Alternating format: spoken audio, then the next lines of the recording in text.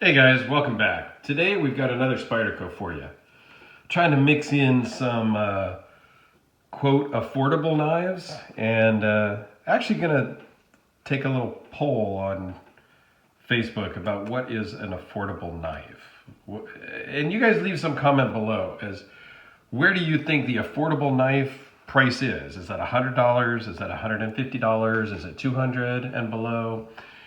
What do you guys think affordable should be? I mean, I know that the $1,000, $2,000, $3,000 knives that I've shown a few of before are certainly high end, and we know we can't count those as affordable.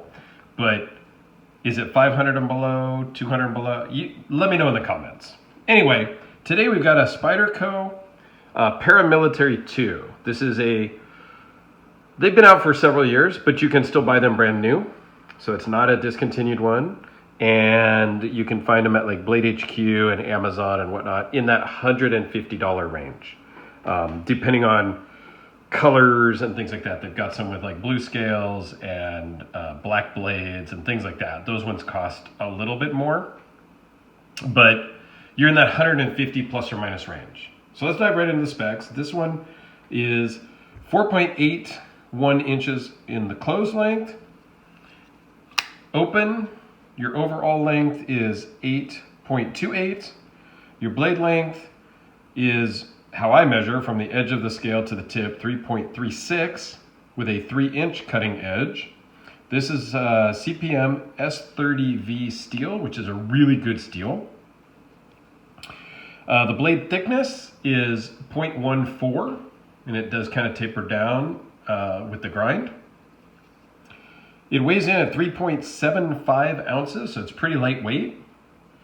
And the overall thickness is 0.45, not including the clip. So it has G10 scales, which is a really good impervious material. And it has steel liners. So inside there's a steel liner that runs all the way from the front all the way to the back on both sides to give it that rigidity and that strength. This is a compression lock. So the other affordable Spyderco that I had shown earlier is the Tenacious, and this Tenacious is made in China. This one is actually made in, this is one of their US versions, so it's from Golden, Colorado, which is where the Spyderco factory is. So this particular one, the Tenacious, has what they call a liner lock. So that steel liner that's inside presses over, and then you can release the lock because that liner flips over and keeps the knife locked open, right? The compression lock, there is nothing down here. The liner isn't there to move over. It's up on the top. So it's very similar to the liner lock of the Tenacious, except it's on the top. So you squeeze this down and then the blade unlocks and goes. The way this is actually stronger than a liner lock. However, it's my first compression lock knife and it's taking a little bit of getting used to. This is a used knife that I got from a good friend of mine, Scott, a viewer of the channel and a guy I've known in the off-road community for many years. Gosh, it's been a long time. He had this for sale. It was a great price that I thought, well, I can bring that in for the channel because it's in the affordable knife range. So it's my very first compression lock knife. And while I do like the action, it's really weird for me because every time I go to close a knife, it's down here with my thumb over here. Whether it's a liner lock like this, it's down here to close, or it's a frame lock like on the Sabenza, it's still down here on the bottom to close the knife. Up here, it's on the top and down it goes. Now there are some advantages. One of the biggest advantages, forget about the strength, is at no time is there a finger in the path of travel of the closing of the blade. Whereas with a liner lock, or a frame lock, they work the same. You have to push this over and your finger is in the way of that blade. For an instant, I don't normally cut myself, but you can. So it's just odd. It takes getting used to. Also, I am not sure how well it works left-handed. I'm a right-handed guy, and it works, but you kind of almost have to just pinch the top of the blade. I don't know. If there's any lefties out there that have a compression lock, I would love to hear about it in the comments. So, one potential negative is using a compression lock left-handed. It has a very nice lanyard tube, so it's a completely sealed tube, so there would be no way to cut the lanyard with the blade. So it's just kind of cool. Again, I'm not a lanyard guy. This clip can move from, I have it right hand tip up carry. You can move it to left hand tip up, or you can move it to right or left hand tip down. But typically, everybody's carrying it in a tip up position. But you can change this to left or right handed, either way. One of the things that's a little odd to me about this one is there is a lot of handle for a short blade. I mean, the blade's not short, it's 3 inches cutting surface, and it's just under 3.5 inches in length, but your handle is almost 5 inches. So it's a little bit disproportionate, right? Whereas on the Chris Reeves Sebenza, the handle and the blade are about equal. I mean, the blade is slightly smaller, so it doesn't stick out the side of the handle, but it's kind of more proportionate, and that's typical with most knives. Whereas on this PM2, and I believe other Spyderco models also, the PM3 I think is similar in proportion.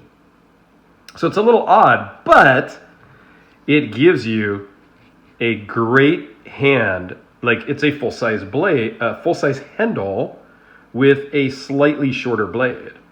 And it feels really good in the hand. It does have this choil, you can choke up on it, and you're in no way going to cut yourself because the choil is back before the cutting surface. All around, this is a great knife. It's my first time with the PM2, like I said, and these are still available. This one is not super smooth, and there is a little bit of blade play left and right this direction. So I am going to take this apart, and I will do a video on that probably tomorrow. I'll take it apart after this video and clean it. I think it just needs probably to get lubed up, clean it out, and I will do a video of that too because people seem to like my other takedown video. So that'll give me a way to show you really how the compression lock works because it's a little bit unique. There's kind of another weird little thing is when you close the blade, if you leave your finger here, I can feel the edge of the blade, not the cutting surface, touching the tip of my finger. This part right here actually touches my finger when it closes. Not a big deal. And if you flick it open, like with your thumb, I feel the compression lock slide over to my hand.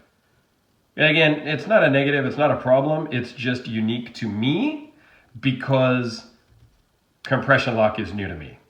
So I've never had a lock up on the top like that.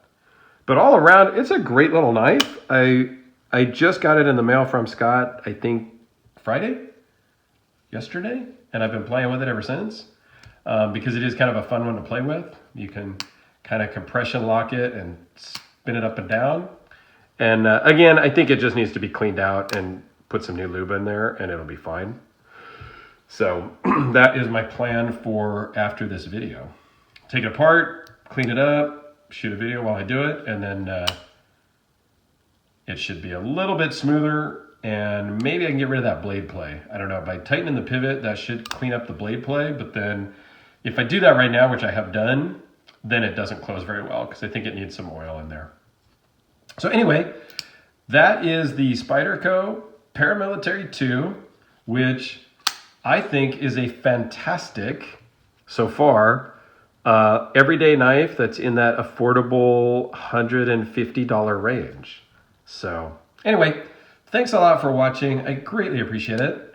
Let me know what you think of the Paramilitary 2, and also please let me know what you think is your affordable price range for a knife.